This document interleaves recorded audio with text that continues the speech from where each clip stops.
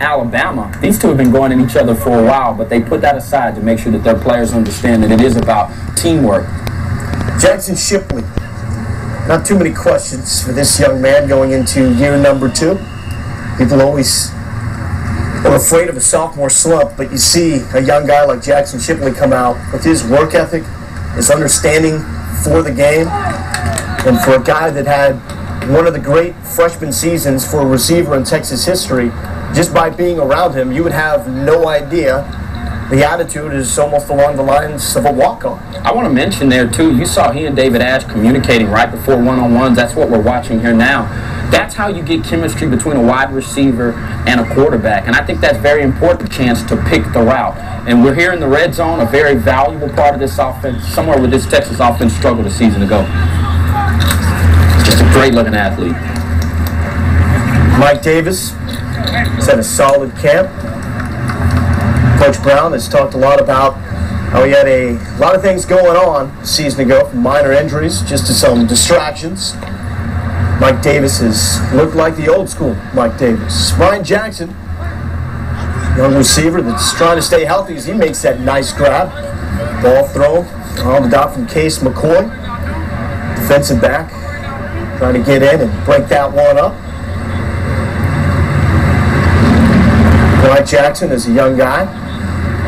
Coaches hope to see a lot from, and nice catch there by Kendall Sanders, working on the true freshman as well, and Duke Thomas. Well, he can find him some reps doing what he just did. The defensive back, Duke Thomas, was all over him.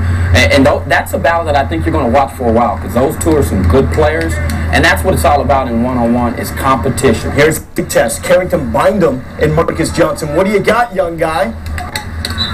Young guy tries to recover, but Carrington Bindum is there. That's the hardest route to cover in the red zone. Why? Because they sell you on that goal, and then they set it down, and the quarterback already knows they're throwing it to that pylon. A very difficult route to cover, and Carrington Bindum doing it there against the freshman. What you got, Marquise? Move to the outside on Quandre Diggs. Looks like the ball was overthrown. Diggs making it tough for Marquise. And the whole time, Darrell Wyatt, he's got the tips of the trade. Stress to his guys: listen, trust, come out with energy, and execute. Really his 4 keys for the receivers. What do you think he's saying to Marquise Goodwin right here? It's about setting up the defensive back. You saw on that last route, he just ran a fade, and you got to give him something inside, perhaps to cross his feet, get him a step behind you, creating that throwing window for the quarterback where they are aiming for that back pylon. Caleb Jones matched up against Sherrod Evans. Oh, what a one-handed catch from Caleb Jones.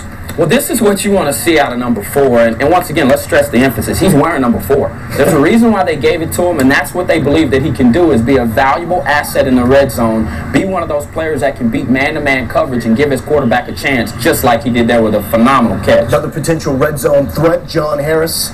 Missed most of last season with injuries, specifically one injury.